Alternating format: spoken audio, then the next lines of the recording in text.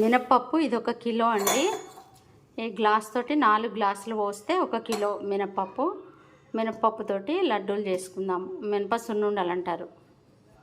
Stove మీద బాండి పెట్టి ఇప్పుడు ఇవి కొంచెం దూరగా మంచిగా మాడకుండా వేయించుకోవాలి.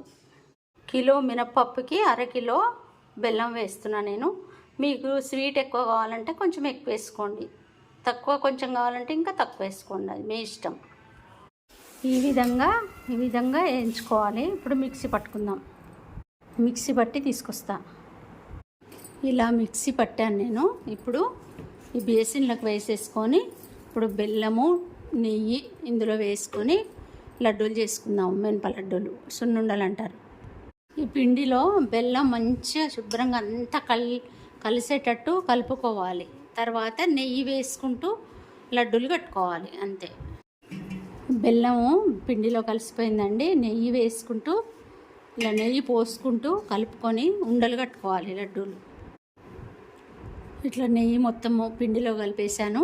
ఇట్లా కట్టుకోవాలి. ఇట్లా లడ్డూలు అన్నీ ఈ విధంగా కట్టుకోవాలి.